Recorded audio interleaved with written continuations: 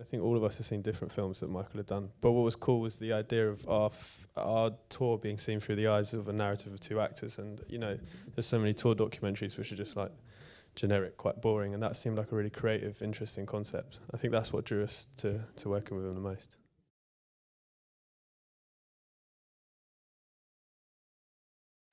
I mean, the most obvious place to start is structurally. This is such an interesting tour film. You weave together the narrative elements and the documentary style footage of the band.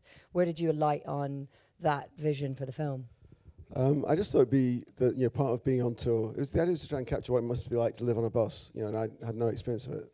It seemed to be part of it is the public side, which I think if you have a fictional band, fictional gigs and fictional crew, that would never work. The public and social side, you need to have a kind of documentary approach. But part of it also is just like lying in your bed by yourself, getting to know people, having to have a shower in the back of a drafty venue, having sex.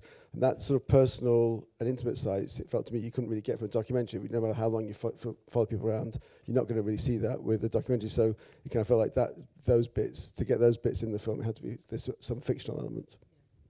And what about James and Leah?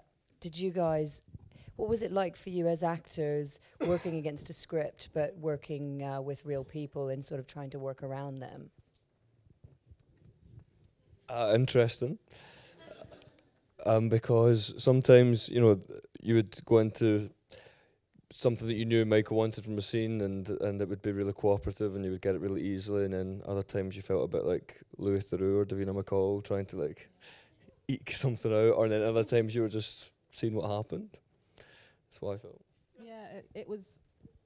Hello, 1 2, 1 2. Hello. Yeah, it was really odd just having to be a different character for about 3 weeks on a bus, and interacting with these guys and the other people on the tour, and remembering that it's all still real in a way because you're still experiencing it.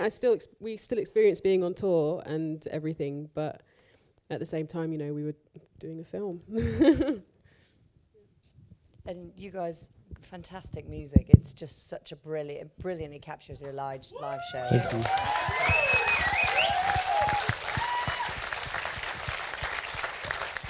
And it's great how we get to know you bit by bit, how the film sort of starts with so little of your shows and sort of gets to meet you as we go through the tour. Was this your experience of making it, or did you just feel like instantly the cameras were straight in your face, or did you feel like Michael and his team sort of slowly eased you guys in? It was never too in our face at all at any point, but I think that's just been engineered really well in the film. It's come across like it is good to see that we all slowly emerge as the dickheads that we are. So yeah, well done, Mike. Yeah, never too in our face. He was very, very fly on the wall, following us around a small pub with a whole film crew. Cool. And what about the flip side of what I asked the actors, like having to be very natural with actors, sort of speaking lines of dialogue with you? What was that experience like? Well, none of the dialogue was really. It was all. A lot of it was improvised. So okay. You didn't feel. I didn't feel like we were acting by. No, it was just we were interacting as we would. Yeah. At the end of the day, we were living on a bus. Like you stop acting and just survive. Yeah. It's not that bad. Don't go to the bathroom. It's not Bear Grylls, Jesus.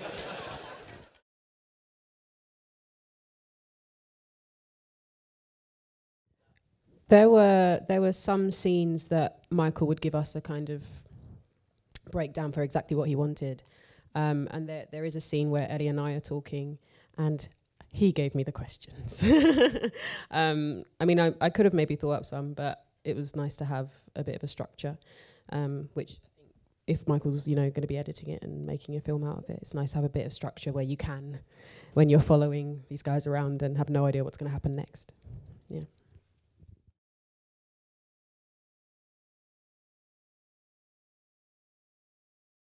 Yeah, I remember that. There was a moment at the end of the tour where I can't remember if it was one of these guys didn't know my actual name. So I think I did a good job then because they didn't know my actual name. So the lines were not blurred as much as I thought they would be.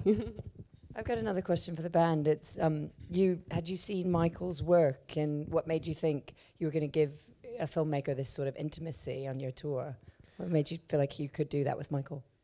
We'd seen. I mean, I think all of us have seen different films that Michael had done. But what was cool was the idea of our tour being seen through the eyes of a narrative of two actors. And you know, there's so many tour documentaries which are just like generic, quite boring. And that seemed like a really creative, interesting concept. I think that's what drew us to working with him the most.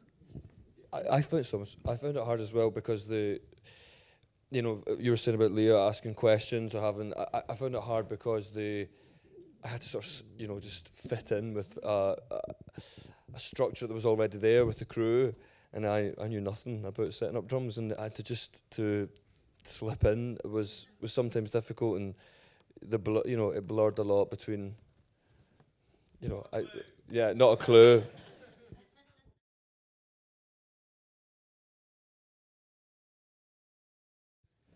No, yeah, we're friends.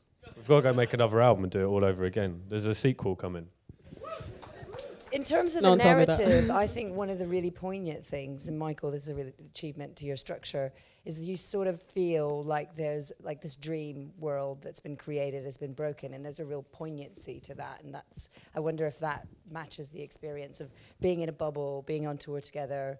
You have to go back to your real lives. That's a really nice scene where you guys are all meeting your families and meeting, you know, going back to your real lives. Is that what it feels like to you? Yeah, I mean, it is a bubble. Touring, like it is, we've just finished now. But yeah, it does. I think the film quite aptly shows what it's like to kind of the end of it, where everyone goes back to the house and you get on the tube and the bubbles burst and you're back to reality and everything's terrible. The dream. And you've got no, your girlfriend's gone.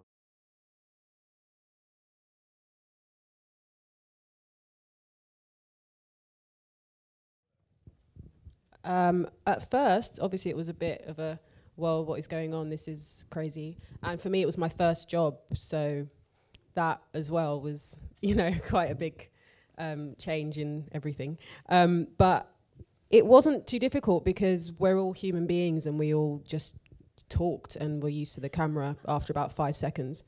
So yeah, it wasn't too difficult. But doing the job, I had to actually take these guys to interviews. And I'm not a manager, so I had to, you know, like tell them what to do and where they were going and look after them. And I think I did a good job. They're still alive, so that's good. It's just unique as well because, you know, if you're filming, usually you get a call sheet for the day day after, you know what telling you what time you're getting picked up, and there's a phone call. Whereas this is the first film where the director slept in the bunk underneath me, and the call was just him going, right, you're up. You're filmed when you wake up. You woke up and you were filming, you know, so that was. But it was fine, wasn't it? It was great.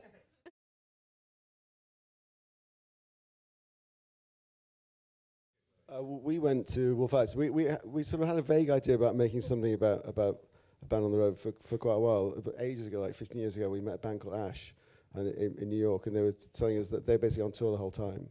Their life seemed sort of like there's a kind of romantic side to it and a kind of horrible side to it. It sounded like, and so we've been thinking about it for a while, and then there's a kind of chance to make it this year. So. We you know, we're looking for a band that tours a lot, which they do. You know, someone say about Normal Life, but I mean, they tour so much that you know, they almost seem to be touring as much as having a kind of life outside that. So we wanted a band like that. Wanted a band that lived on a bus.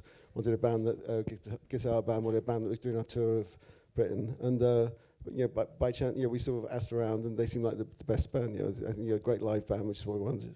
And they kind of wanted weird coincidences as well, because Tav, their manager, used to manage Ash. And I used to live next door to Theo briefly. So it's like we wanted little coincidences that made it kind of seem like a great idea. It's all an inside job. 15 years in the making this. He was about 6 years at the time. Yeah.